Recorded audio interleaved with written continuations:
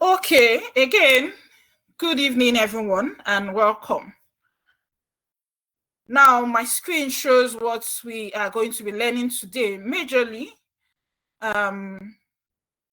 this model is our first model for this bootcamp, and it's basically on resume basics. So we'll start from the basics, then we'll progress further to advanced consideration we would have when we are talking about our resume.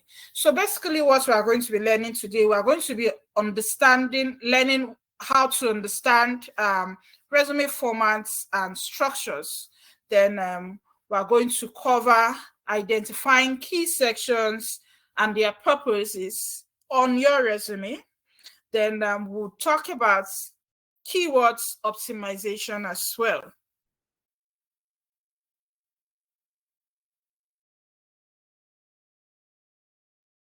Okay, so one thing I would always tell my students is that your resume is that tool that stands between you and your dream job.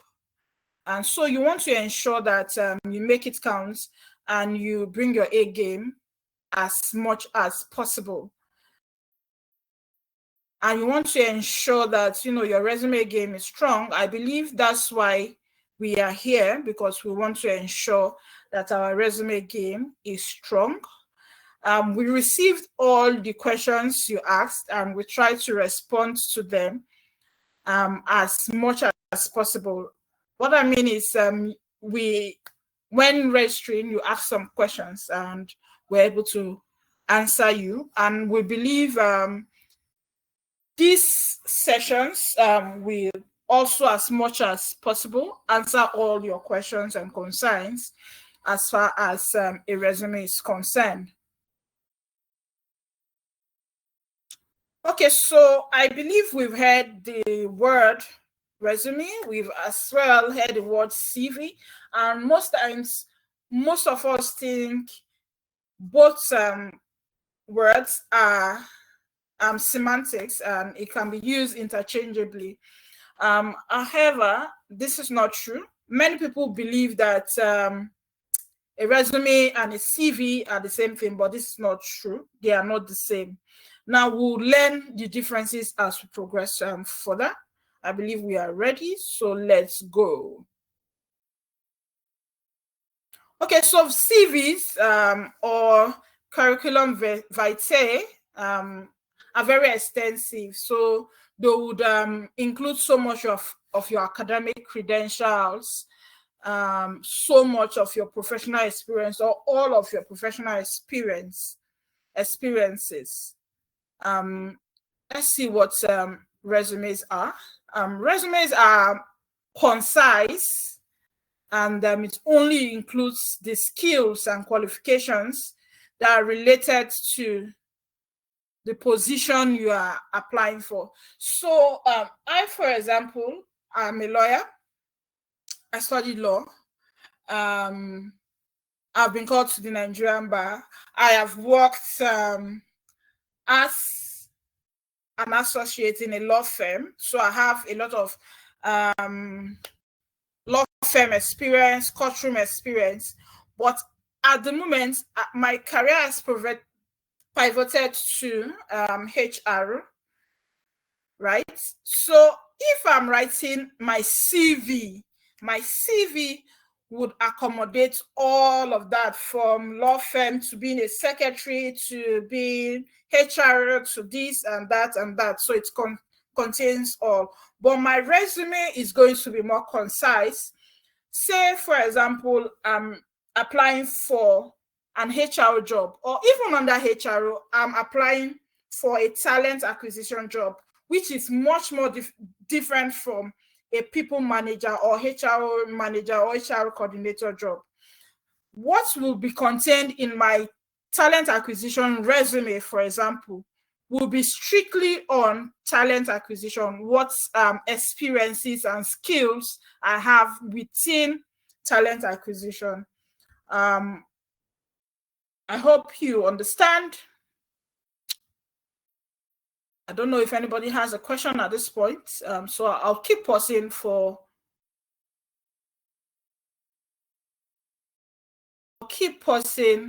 questions. Okay, I can see a chat here. You can't hear me clearly. Choma, can you hear me now?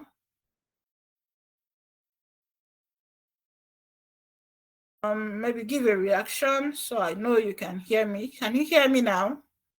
I can see others can hear. Okay, great. So just like I was saying, I hope my explanation is understood.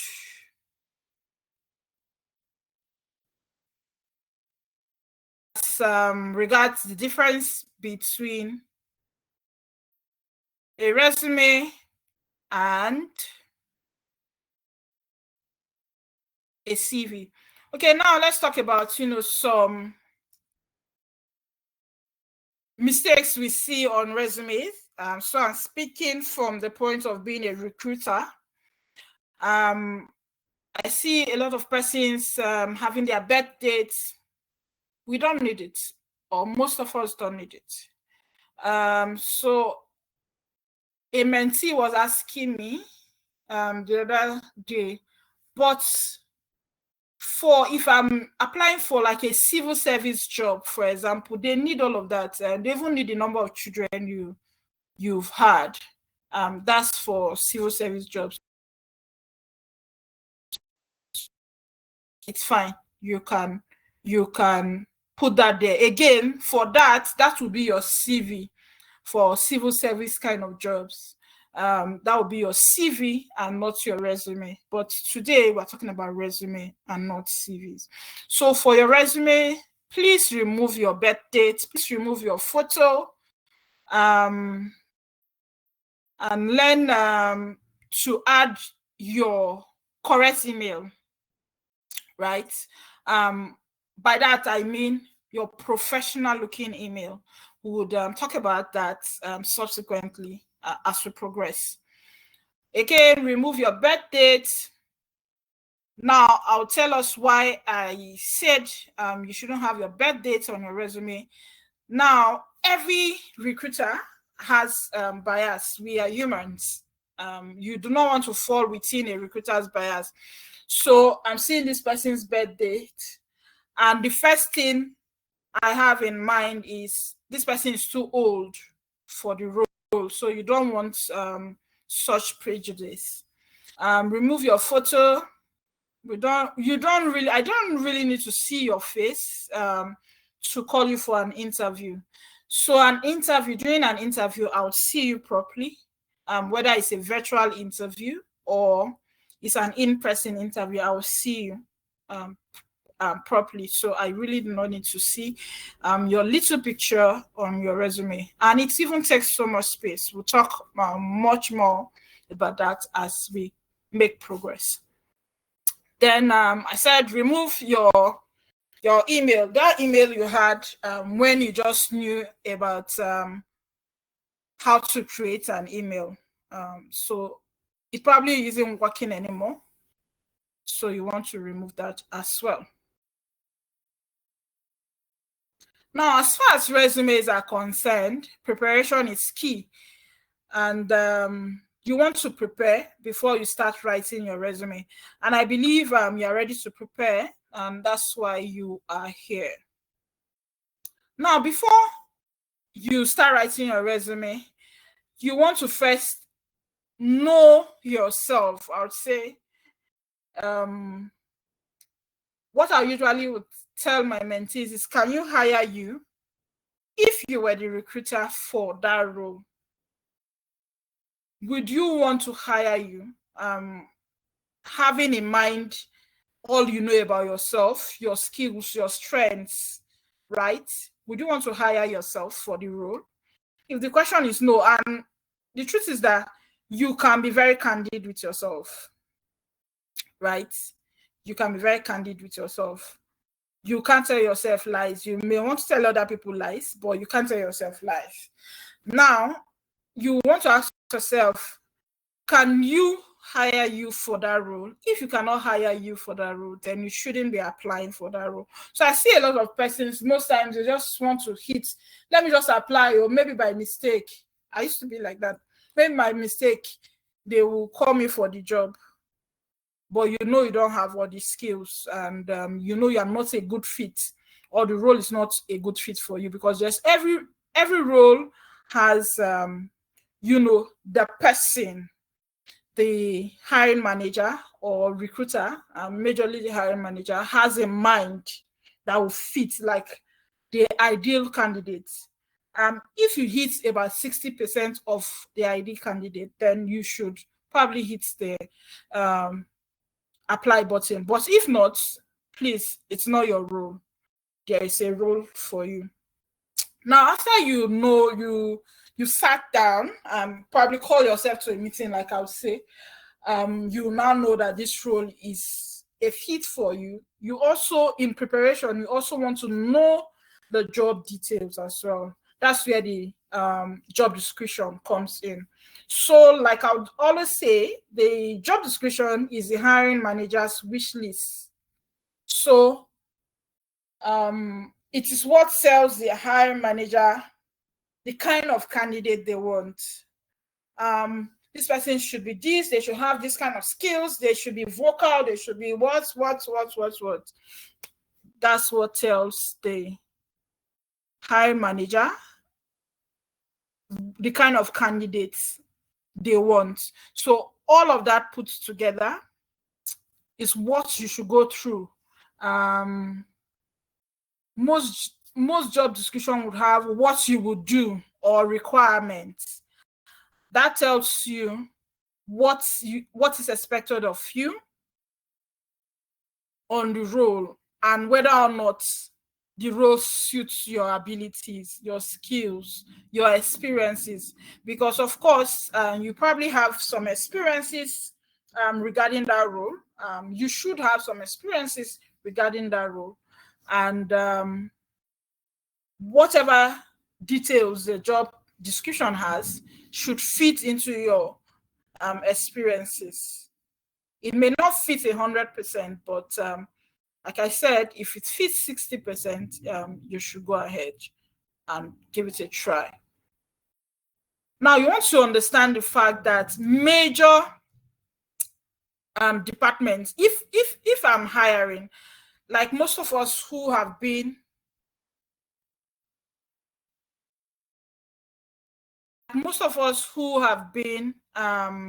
in talent acquisition, and you have multiple requisitions to hire for multiple roles in a month, for example. That means, let's say I'm hiring for five roles. Per role, I'm probably going to see up to 1,000 resumes. It may look as if I'm exaggerating, but I kid you not, I am not exaggerating. I am being sincere.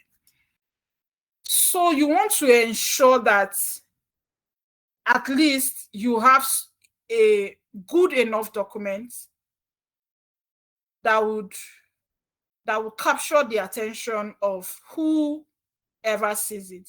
Now, so I have 5 rows, and my time to fill is running. Now, time to fill for a recruiter is a major KPI, right?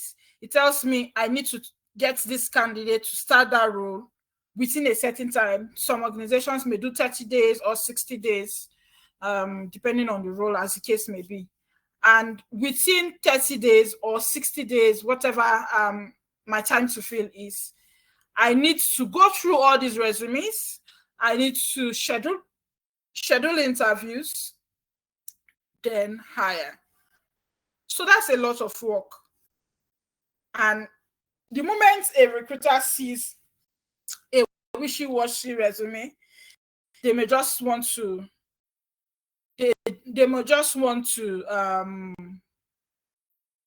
skip that, because that's not.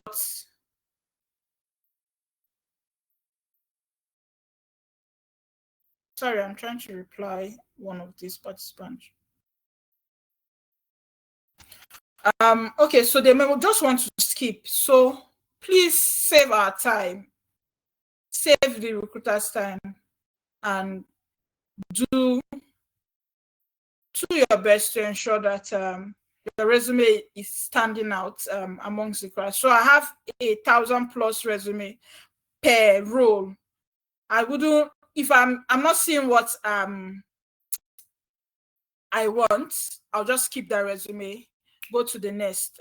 Especially for those of us who use ATS, it's easy to just reject, and keep going. So you want to take your chances, but do so wisely, and ensure that your resume is one that captivates the attention of your audience. Most likely, your audience is the recruiter, who would most likely be the first person you would meet. The hiring manager would most likely be the next person you meet. Senior management of the company, if you need to meet them as well. Okay, so let's go further. I think we've done the some basics. Let's go further or deeper. There are three major types of resumes.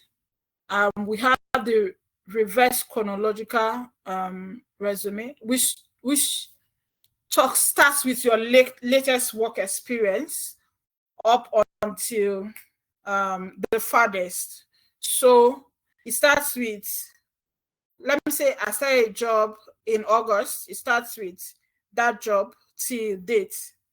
Then the next one on the experience section will be the job I left before my present job. I hope you can understand me. Please let me know if you understand. Probably send a chat or a reaction so I know you understand.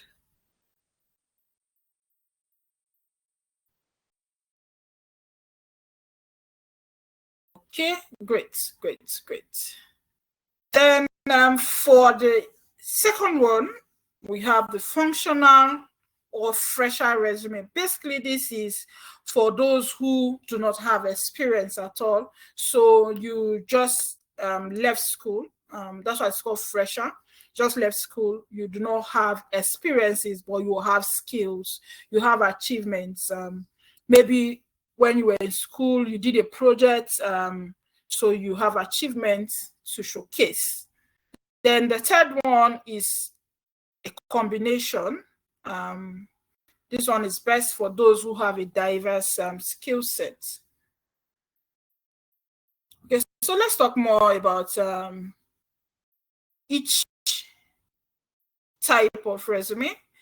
First, like I already said, we have the reverse chronological resume. For this one, it's best for most job seekers. So this is what we're going to be using mostly, right? This is what we use mostly as far as resumes are concerned. And this is what the templates we already promised to send you contains. So again, reverse chronological resume. This type of resume is best for job seekers, especially those who have good rich work history. Like I already said, you start from your latest to your farthest. And this kind of resume highlights your most recent experiences and accomplishments first. So when I'm going through this resume, the first thing I'm seeing is where you currently work. If it tallies with remember I'm a recruiter now. So if it tallies with the job title, for example, you are where you are currently, tallies with what I'm working on, I know, okay, this is like my likely candidate. It's a likely fit for me. So I want to proceed. That's why it's mostly used by job seekers, because it gives you the attention you want. Then as far as structure is concerned, it lists jobs in reverse chronological order, like we've already said, starting from your current or your most recent position to your farthest. Then the advantages of using reverse chronological order, resume rather, clearly shows your career progression and recent skills. So like I already said, if your current or your experiences fits with what I'm working on, then I believe that you are the candidate I would want to move to the interview stage. It saves me time. If you are using the fresher kind of resume, for example, I can't see your experiences. It's a lot more work for most recruiters, and most recruiters may want to pass you by. This is the truth. Disadvantages of using reverse chronological order would be that it can be less effective for career changers. You know, if I have transitioned from one role to the other, it may be less effective because I probably will not have sufficient experiences. Then for such, if I'm transitioning or if I'm a fresher, I would want to use the fresher resume. But if you're using the fresher resume, for example, you probably want to add projects, you want to add a portfolio that shows you know what you're doing. You probably do not have the experience yet, but you have the skills. Again, we are going to be talking more, or all of what we're going to be talking about is going to be centered on reverse chronological resumes. Okay, now for functional or fresher resume, this kind of resume is good for career changers or those who have transitioned. For example, I transitioned from core law background to HR. So it's, at the time I started, I probably would have used the functional resume because I have these skills. As when I started HR, I probably had some skills that I could transfer to HR from my previous background, but I do not have the work experience now. So it's a good one for those who are just starting off or transitioning and do not have so much work experience. Then the focus of this kind of resume is that it emphasizes on your skills and accomplishments. Again, your skills and accomplishments, because you do not have so much experience. So rather than your job titles and experience, it concentrates on your skills and accomplishments to show that, yes, I do not have the experience, I'm a fresher, but I have the skills, I have these accomplishments, this is my portfolio. Again, if you are using this kind of resume, you would want to show a very robust portfolio, right? Then for this kind of resume, the functional resume, as far as structure is concerned, it groups skills and experiences into functional categories. You know, e.g., it's talking about skills, talking about accomplishments, it's talking about projects, right? You want to highlight your skills, you want to highlight your accomplishments, you want to highlight projects you've done, even though you do not have the experience. The disadvantage of this can make it difficult to track your career progression. That's just it. Then let's talk about the combination. Not widely used. Again, like I already said, reverse chronological resumes are what's widely used. And that's what we are going to concentrate on for the entirety of this bootcamp. Now, for the combination, it's best for career changers or those with a strong work experience. So you've transitioned and you have very good work experience. So you're not a fresher, but you've transitioned, and very impressive skills. Then this kind of resume focuses on combining elements of both reverse chronological and functional resume formats. Typically starts with a summary of your qualifications or a skills section, followed by chronological work experience. The advantages of this is that it offers a balanced approach, allowing you to showcase your skills and career progression. The disadvantage is that it can be more complex. Yeah, it is more complex. Again, remember we are talking about what? Let me see that in the chat box. So our focus, we've talked about reverse chronological resumes, we've talked about functional resumes, we've talked about the combination. Now, let me see that in the chat box. What are we concentrating on for the entirety of this bootcamp? Let me see that and we can make progress. So I know we are on the same page.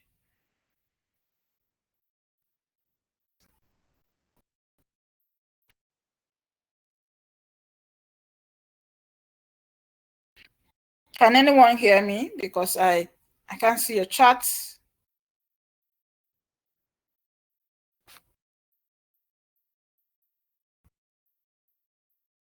Can anyone hear?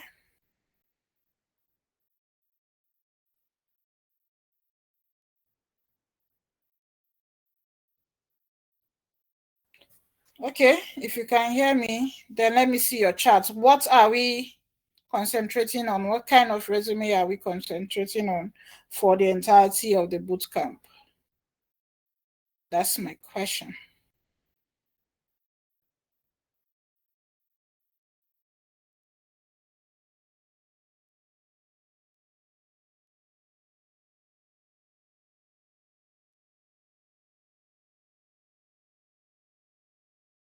What is answering the question?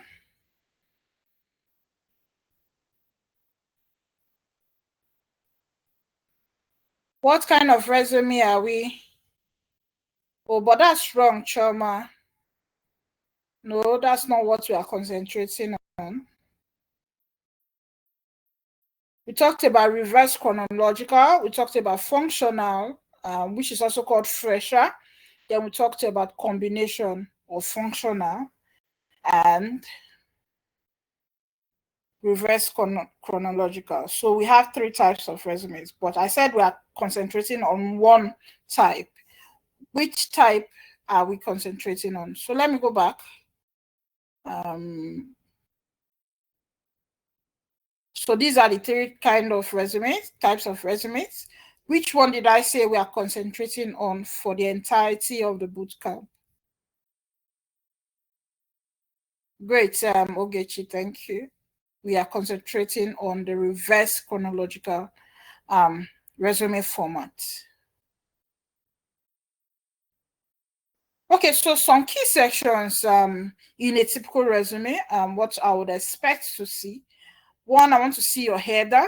Your header is the part, the beginning of your resume. So it talks about, shows your name, your email address, professional looking email address. It shows your phone number. It may carry your address. I'll tell you later as we progress why I said may carry your address. Probably have your portfolio. Very importantly, has the link to your LinkedIn profile. Very importantly, that's your header. Then just after your header, you have the summary section. It may be summary or objectives, but I would advise you use summary. I would advise you use the summary instead of objectives. We'll talk about all of that as we progress. Then you could also have the achievements, projects, or portfolio session. You want to add all of that as well. Then the experience section, which is key as a matter of fact. You want to add the experiences you have, only those experiences you have, again, only those experiences you have that relates to the job you're applying for. So if I'm applying for an HRO job, I'm not adding all of my law firm experience because that's a waste of space, waste of time. And if a core recruiter looks at that, they want to throw it away, because if you are adding your experiences I don't need you to be a lawyer or have law firm experiences to excel as HR manager. You get? So again, only the experiences you have that applies to the role you are applying for. Then after that, you equally would have your education section. Not so much talk. If you've been to the university, then I see a lot of people add grades. Please, if you did not make a first class, leave it. Even those of us who made 2 and forget it, don't add it. It's not important. I say people add a 2. Why? You just want the recruiter to be biased, especially if they are looking for, let's say, a first class. You want the recruiter to be biased.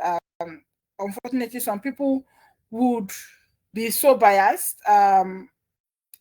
It takes somebody who has really done a lot of work to look past your whatever you graduated, which to me is not really important. What is important is what you are bringing to the role and to the table. So please do not add that. I think we'll talk about that as we progress. Then you could also have your certification section. For example, if I am hiring a social media manager, for example, I'm probably looking out for somebody with certain certifications and all of that. Or if I'm hiring a virtual assistant, for example, I'm probably looking at for somebody who has gone through, like, for example, ALX virtual assistant training, to be sure that this person is good. You understand? So you want to add that if you have. Then another section will be your skills section as well. There you want to outline the skills you have, and another one may also be technology. So I usually would group them together, skills and technology. So you want to as well include technologies that you use for this role. Say I'm applying for a recruiter or a talent acquisition role, for example. I want to add skills like LinkedIn recruiters, because that's the major tool you use as a recruiter.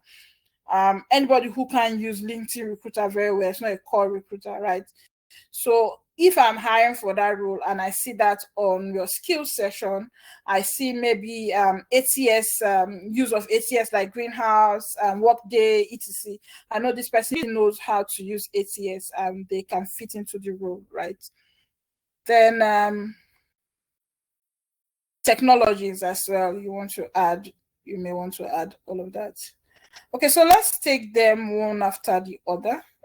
Please use the chat box or draw my attention just in case I'm speaking too fast. I'm trying to speak as slowly as I can so we all grasp. Just in case I'm speaking too fast, please use the chat box to draw my attention. And just as I'm going, you can, for anything I've said that is not so clear, you want to ask a question on, please use the Q&A box. You can drop the question when it's time for question and answer. I would address your question. Is that carried? Let me see your thumbs up. Is that carried?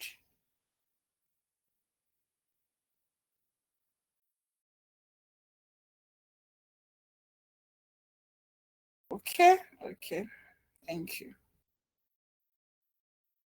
Okay, so let's talk about, key sections of your resume now. First, we talked about your header. I already said all of these, what they should carry. Your summary, like I said, I'll prefer you use summary instead of objectives. So summary is like a summary of, I don't know another word for summary now. Summary is like the summary of your career as far as that role is concerned. And, it briefly tells me who you are before I take my time to start going for that, to see all other parts of your resume, your experience section, for example. I already know. So it starts with probably 5+ years experience in blah, blah, blah. So I know that this person has 5+ years of experience. If I'm hiring for a social media marketer that has 2 years experience, and I want somebody who has 5 years experience, and I see their summary 2+ years, I know this is not who I'm probably looking out for, except I want to have some. At a glance, it tells you what you should do, or what the candidate, or who the candidate is. Then the experience section, your work history includes job titles. Job titles should most likely fit into the role you're applying for. So if I'm applying for a recruiter role, recruiter and talent acquisition specialist, they are the same thing, most likely the same thing, the same job. I don't want to go into the nitty-gritties of, okay, there's a different thing and blah. Majorly, it's the same thing. So if my previous role is recruiter, that's what's on my job description, right? On my job title, my current role, for example, says I'm a recruiter. But this role I want to apply for says they are looking for a talent acquisition specialist. Since both words are synonyms, I would advise you just use on that place talent acquisition specialist. Do you understand? So it carries your job titles, companies, dates of employment, key accomplishments, if there are any, as well. Would go deeper as we make progress. Then education section, your degrees, certifications, institutions you attended, skills, you want to talk about your technical skills, your soft skills, and any transferable skills, especially for those of us who are transitioning. Then you want to also have projects, portfolios, achievements that are relevant to the role you are applying for. So basically, that's it. Those are the major parts of your resume. Then I believe we've all heard about ATS.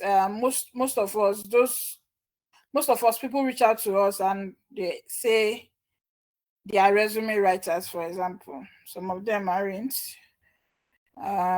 But some of us, especially those of us on LinkedIn, even me, they reach out to me and I'm like, are you okay? I believe some of us, they've reached out to us to say ATS, is your resume ATS friendly and all of that. Have we heard that? Let me get a reaction, yes or no. Give me a thumbs up if it's yes. You can give me a thumbs down if it's no. Okay. Okay. So now, do we know what the word ATS stands for? If you know it, please use the chat box and let me hear what ATS means, if you know.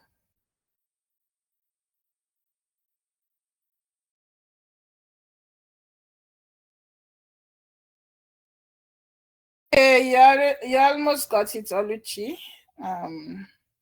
Okay, yes, you got it. Ufia. Hope I called your name correctly. Applicant tracking system, exactly. Now, so when I was speaking earlier, I talked about Greenhouse, I talked about Workday. Those are examples of ATS. So it makes the job of a recruiter a lot more easier. So it's a software. When you make your application, you apply through the applicant tracking system. If I'm using Greenhouse, for example, when I log into my Greenhouse account, I go to whichever job I'm working on. I see the number of people who have applied. From the first application, I see the dates they applied. From the first stage the person applied, I get to see it. Then I can just move this person to the next stage, which may be like screening stage. If I think this person is good, I want to give the person a screening call, or first stage call, as some persons will call it. Then after that, I want to move the person further to other interviews, and maybe if I think it's okay, all persons who have reached out to, who have spoken with the candidates, think they're okay, then we want to as well send the person email for an offer. All of that is done through the ATS. Now, while it is not true, again, it is not true. It's not true that any ATS can, scan your resume and just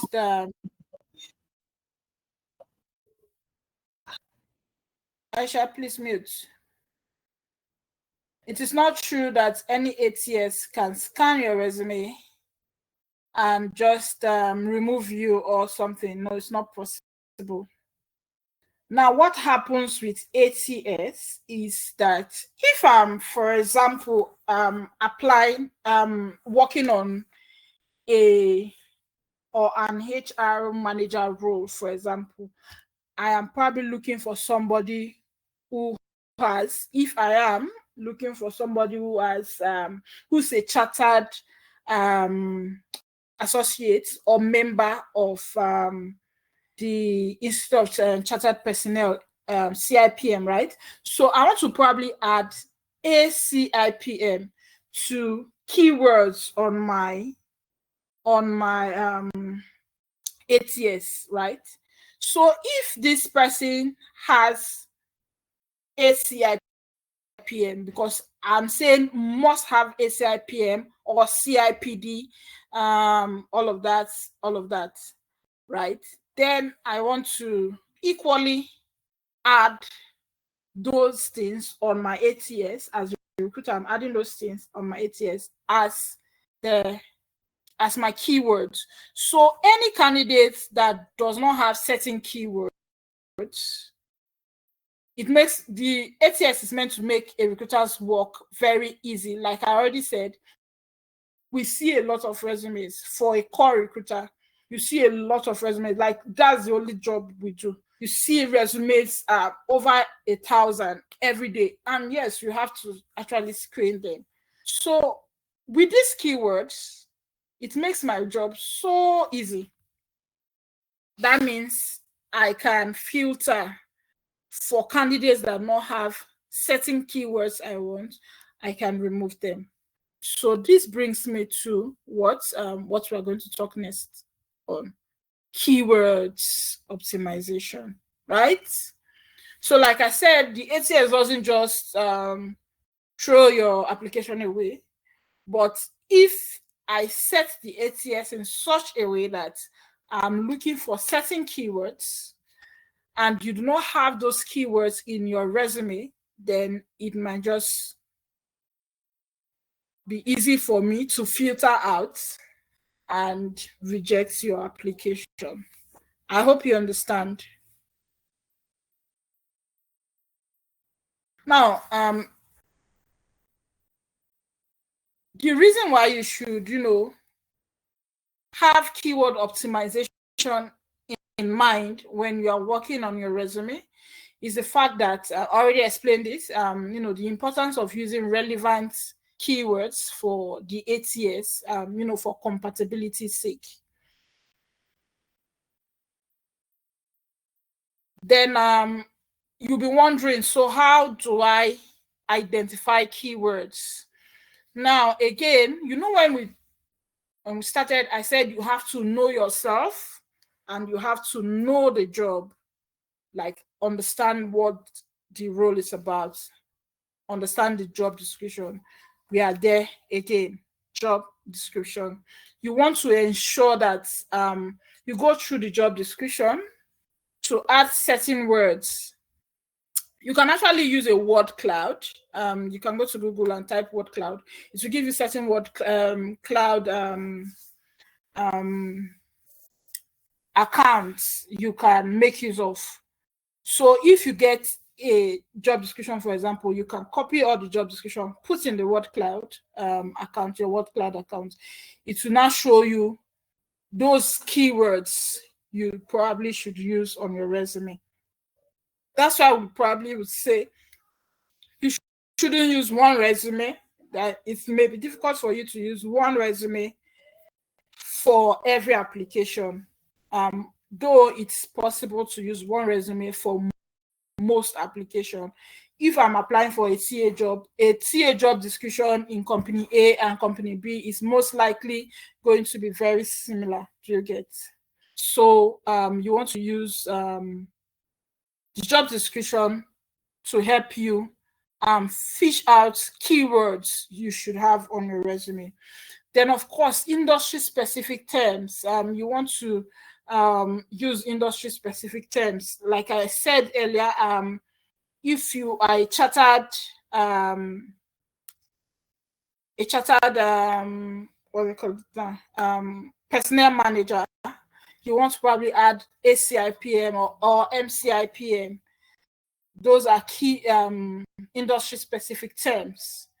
Then you want to also do like a search online to see what keywords you should include in a typical executive assistant resume, for example, a typical virtual assistant resume, a typical teacher resume, and all of that. You want to make your research. That is why we started by saying you must know yourself and you must know the job before you sit down to start writing a resume. You must sit down to prepare first so that when you start writing your resume, you are writing correctly. Then, of course, you want to use keywords throughout your resume. And by that, I don't mean that you just use them anyhow. Please do not use them anyhow. Use them correctly and properly. Yeah. Okay, so these are some of my best resume tips.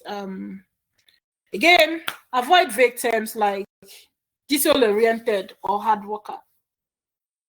So one of my resumes, when I just started, right, started off my career, my resume says I am detail-oriented. Do you know that word detail-oriented, I don't even spell it correctly? I will go there. So you want to ensure that you're not just, that's why I say I don't like objectives. I prefer summary. For objectives, I just see people just copying anything. They say it's the objective. To be in a very organized organization and give my best to the blah, blah, blah, blah, blah. And it doesn't even make any sense. If you read it 50 times, you don't understand what this person is saying. So if you would use objectives, it has to be done properly, but I prefer summary as it summarizes your entire career as it relates to that role. Then another resume tip I will give you is cite instances your skills benefited your team or employer. So for your experience section, you need to understand the fact that your resume, right, is a sales tool. It's a sales tool. It's not just a sheet of paper or something that you use to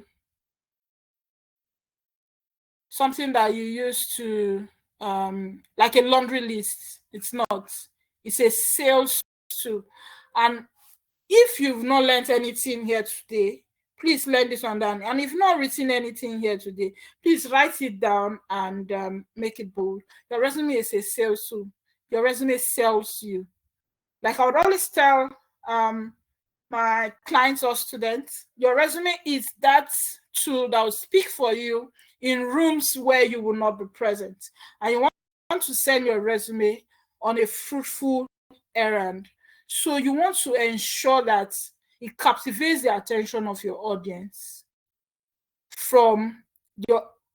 Remember that your audience varies. So it could be the recruiter who reaches out to you first. They reach out to you, maybe they see you on LinkedIn, reach out to you, and they say, please send me your resume. Then you send them, and it's not good.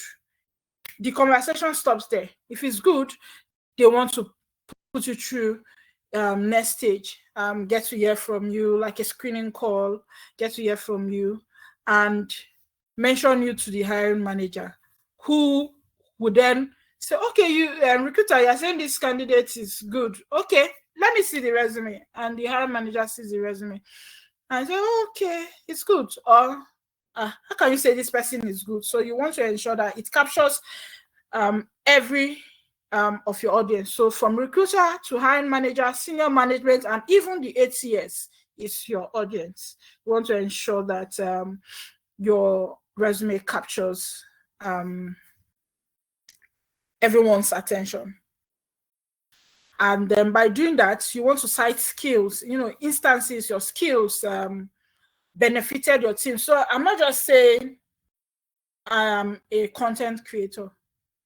What if I was a content creator in ABC company? And so how did your skills, what did your skills do for ABC company? Did it help their LinkedIn page grow? Did it help their Facebook page grow? Did it help the company's growth in any way? And all of that. So you want to think of all of that, right? You are not just saying this blah blah blah blah blah. You are saying I am this because of this and this and this. This is the result I brought in, right? And again, another tip I'll give you at this point is, make your contact information more prominent. Ensure it is prominent. So there was this time I was working on a role, and it was a very difficult role for me to work on. And we were looking for my firm at that time, where I was working for now. We were looking for an Ijaw writer. For those of us in Nigeria, an Ijaw writer. Ijaw is a tribe and a language in Nigeria. We were looking for an Ijaw writer. Unfortunately, it wasn't just because the Ijaw tribe has different dialects. We were looking for a particular dialect, somebody who can write and read Ijaw. Now, I had interviewed a particular candidate for another role, and he didn't make it. But while we were discussing on that role, he had told me He's also into journalism and all of that, and he writes in his own. So I wanted to reach out to him again for this role I was now working on. And this guy has three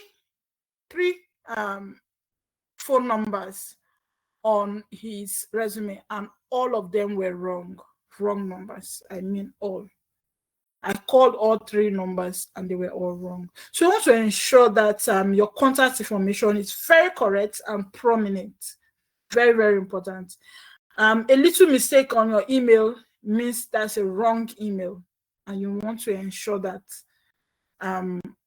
you have your correct contact information, because that's like the major way. For example, now I tried to reach out to that guy on LinkedIn. He wasn't responding for a long time, and my bosses were on my neck to produce his own writer. Tried to reach out to him on Facebook, he wasn't responding. I tried to reach out to him on via email. He was not replying my mails, and I was so frustrated. And all three numbers were wrong. I was so frustrated. So you want to make our work a lot easier.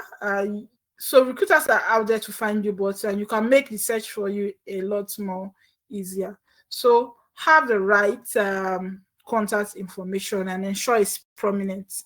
That's why my advice would always be, it should be like your header, part of your header. Then use bullet points. It makes reading easier. So for your summary section, your experience section, in short, pretty much every part of your resume, you should use bullet points. It makes it easier to read, and it makes comprehension also easier. Just imagine I have 1,000 resumes to go through, and you are writing an essay as your experience. I'll be tired, especially if I'm not eating that day. So you want to also understand the fact that whoever is going through your resume is human, and they may have biases, they may get tired, and you want to make it easy for you and for them as well. Then, of course, use clean, job appropriate templates. I see a lot of persons, you want to go to Canva or wherever I use the resume formats there. Please not do that. Again, back to ATS. Most likely, when you apply using a Canva, for example, a Canva or all of those kind of templates, when you apply and that company is using, if the company is not using an ATS, you probably don't have an issue, but you may not know. Now, if the company is using an ATS, those kind of formats, they get distorted on the ATS. So when I see your resume, I'll be seeing like a triangle, a square, all sorts of nonsense, nothing useful. I may not even be able to like get the contacts to reach out to you to send a new one. And if I have the contact, your contact information, if the ATS was able to sieve your contact information, I may not even have the time for all of that to get. So you want to ensure that you don't use those type of templates. Use clean templates. A Google Docs is okay. Why am I having this? I hope everybody can hear me. I don't know why. Seems my network is bad, but please let me know if you can hear me.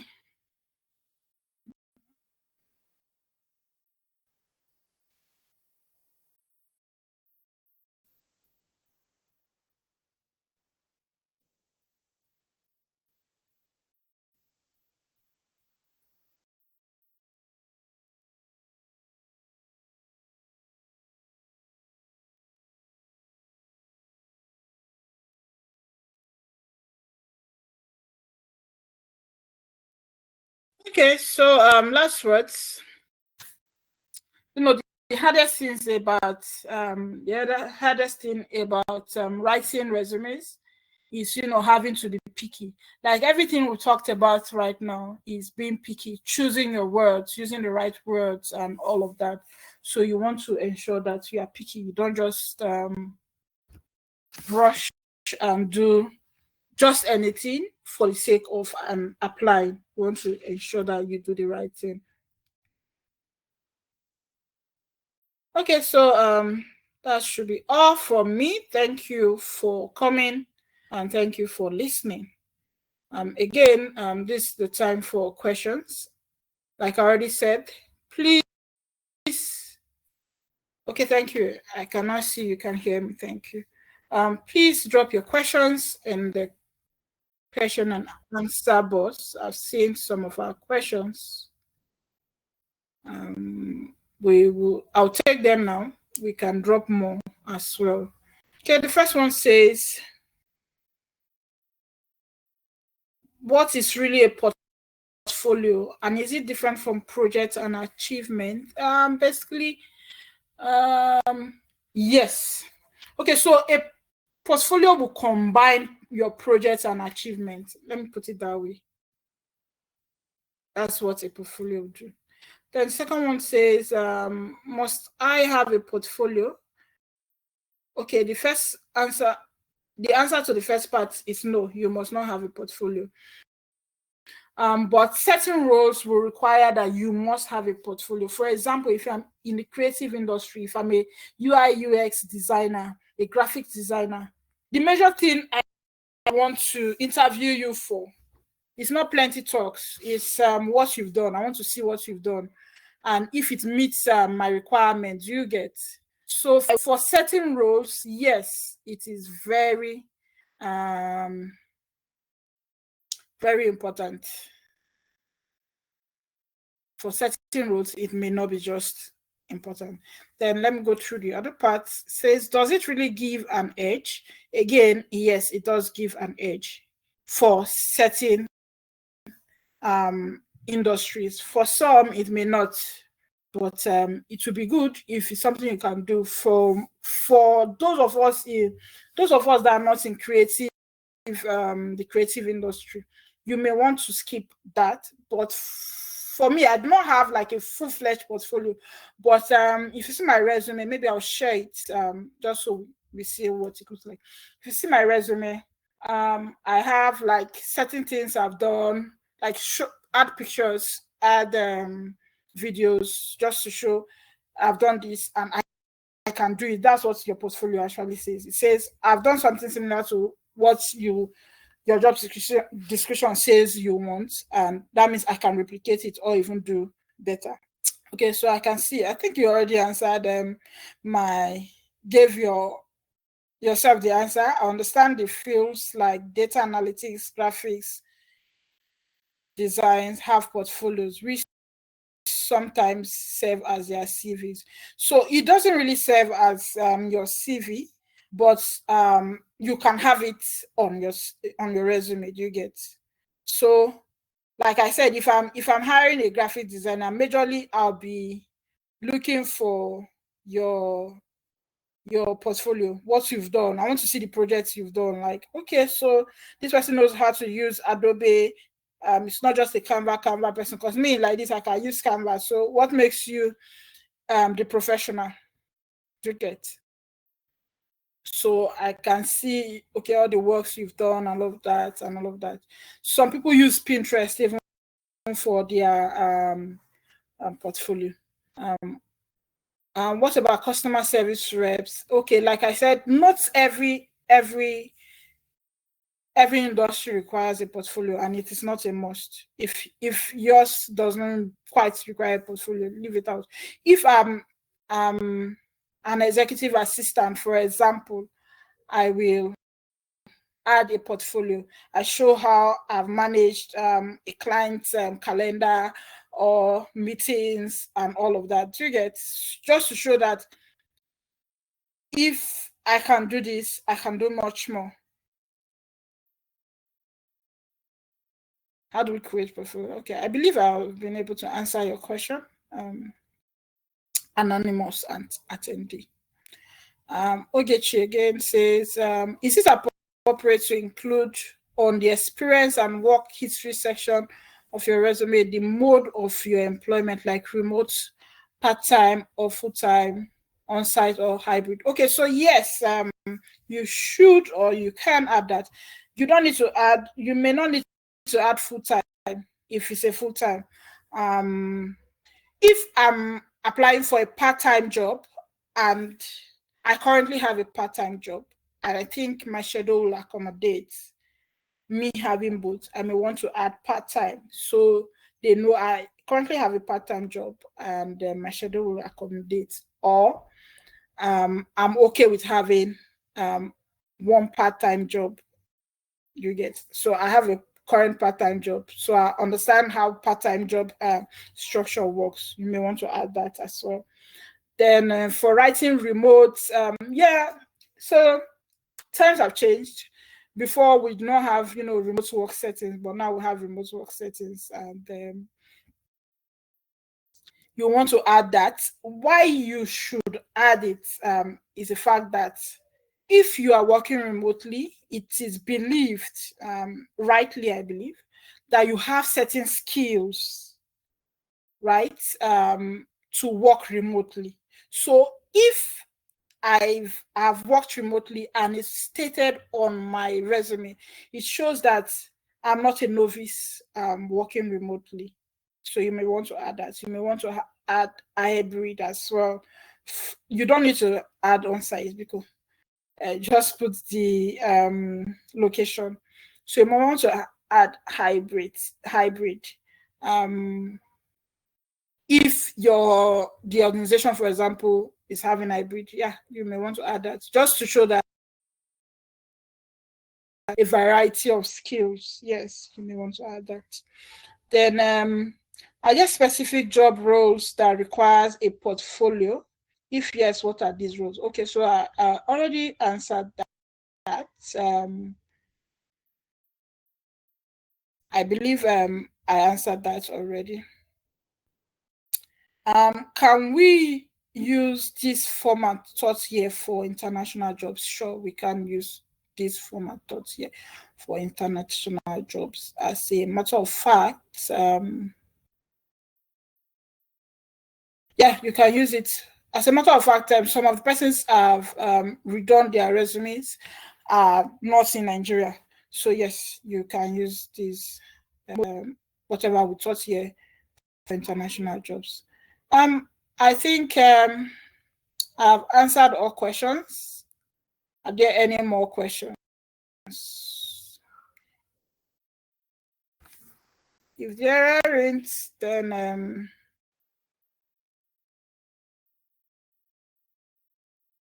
I think that should be all, except anybody else has a question.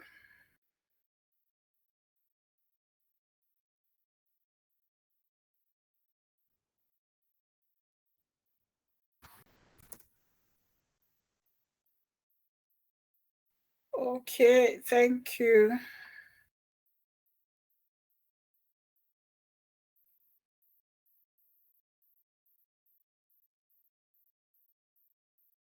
Okay, thank you, Aisha. I can see you're trying to answer them. Okay, so I guess we are done. Thank you for taking out time to go through the first module of this bootcamp with me. I am believing that some of your questions have been answered, and for those that are yet to be answered, I believe as we make progress, you'll get answers to them. Thank you again for taking out time to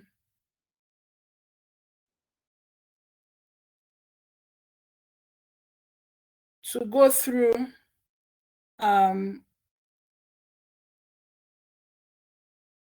this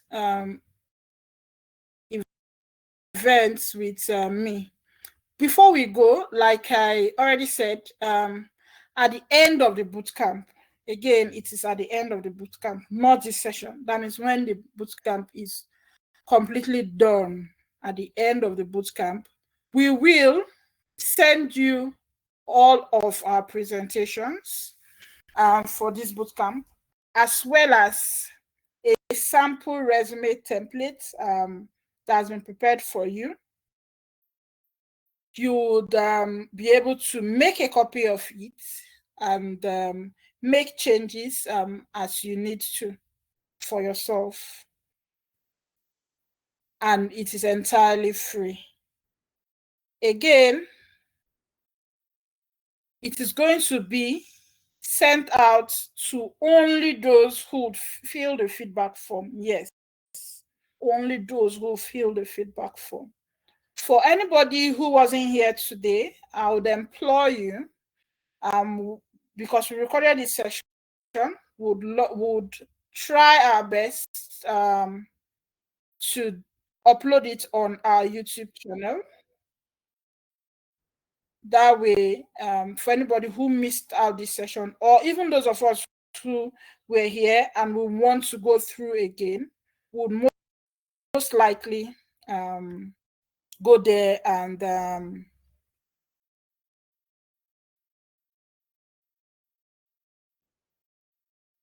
we'll most likely go there and go through again. Like, it will help us refresh.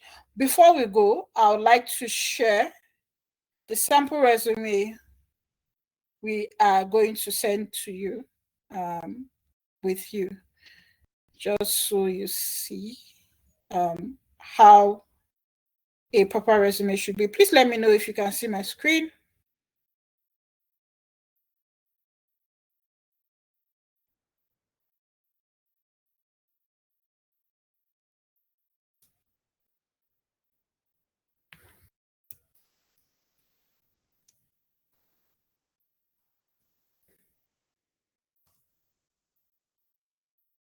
Okay, you can see my screen. Okay, great. This is because I set this. Okay. So you can see how a proper resume should be. So you have your first name, last name, Eloho Akaka, finish. Then Port Harcourt, River State, Nigeria. You'll be wondering why I did not put number flat 55, blah, blah, blah. We don't need it. And you need to be careful because security-wise, it's not a good thing to do. Then another reason why when we were, at some point, I said, you may want to include your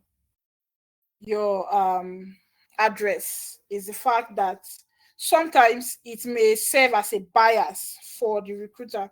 So I have a role in Lagos, and I see somebody that is in Kano, for example, and you put your house address as Kano. We are humans, recruiters are humans, right? Everyone has bias. I may want to be biased and say, can somebody in Kano relocate? I do not have relocation allowance for this job I'm working. I don't want this person. Do you get? So that's why I said you may add that. For my resume, for example, I do not have it. But if I let's say I am in UK, I may want to add my address, my UK address, just so that the organization I'm applying for in UK knows that I'm in this same UK with you, and they probably want me to do hybrid. Do you get? So it goes two ways. You may have it, you may not have it. But even if you want to have it, just the town, the state, the country is fine. Please don't go and be adding your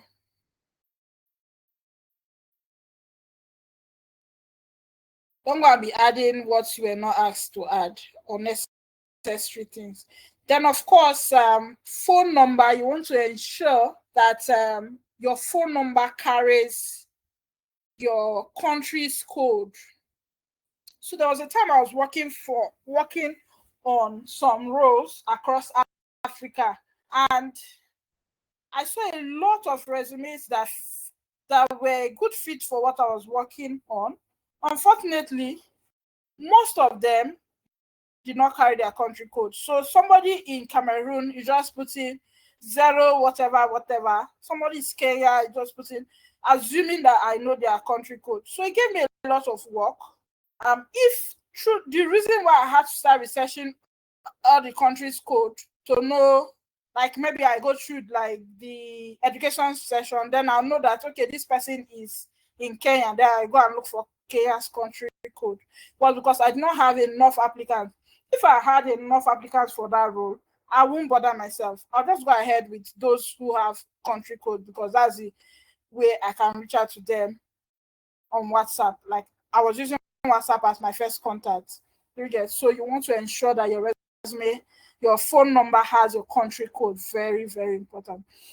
Then I see a lot of us on our resumes, we add the link to our LinkedIn profile, and we just put it like it's just like any other word, and it's not clickable. Do you get?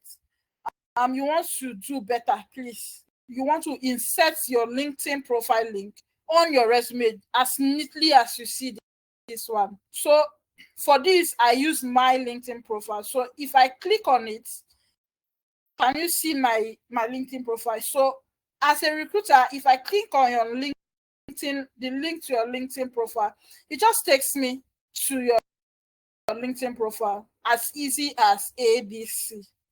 Do you understand?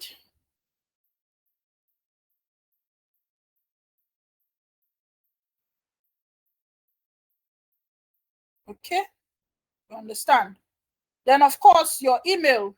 Again, I said it should be a professional email. So my email is eloho.akaka, for example, eloho.akaka@gmail.com, or eloho@gmail.com, or eakaka@gmail.com. It depends on if that email has been taken. So, but you want to ensure that it looks very professional.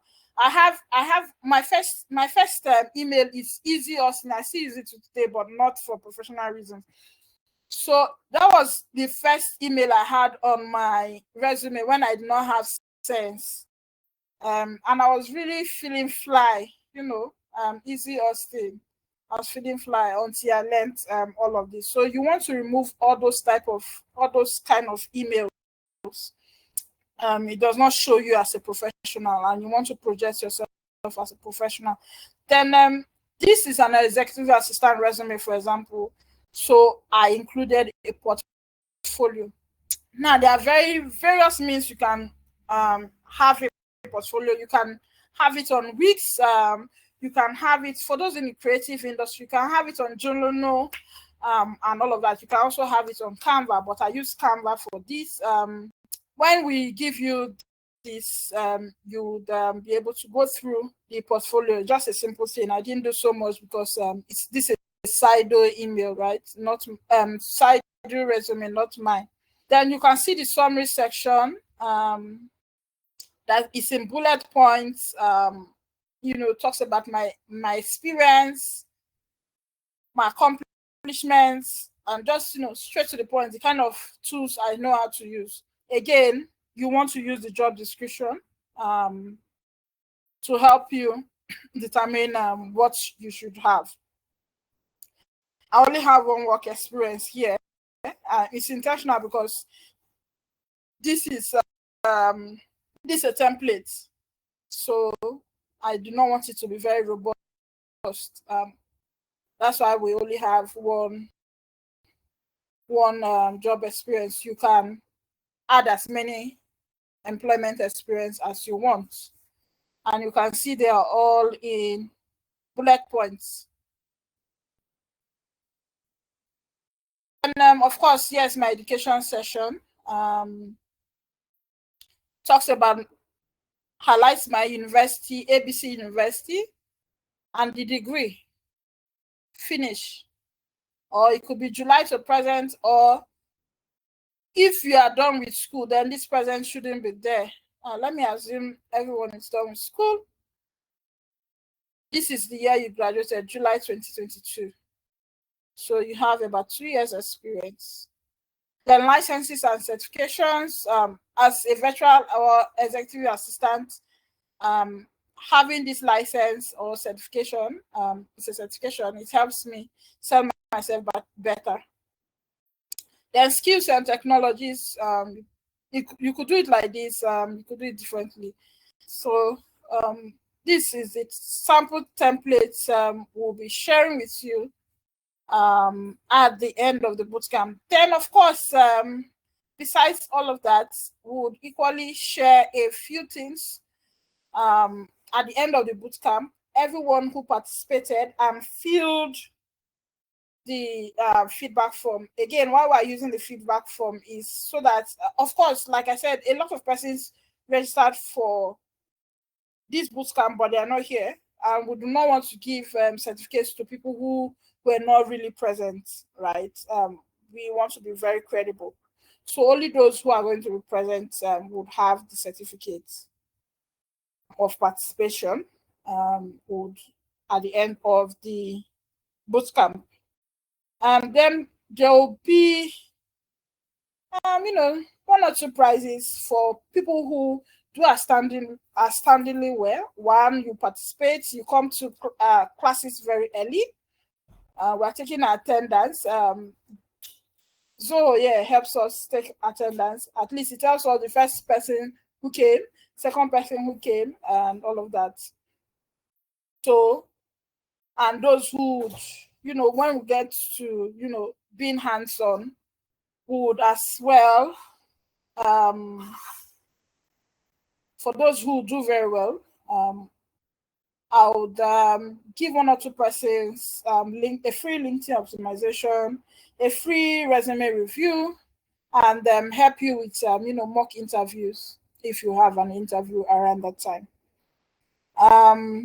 Again, thank you for joining, and see you on Friday. I think on Friday is our second session. Please go to your email and check when our next session is, so you can mark your calendar. And also, please, I believe you learned one or two things today. Please go to the WhatsApp group and share with fellow participants what you've learned. One, it will encourage us. Two, it will encourage others who aren't here to show up. We want to ensure that at the end of the day, you are employable with all of these trainings.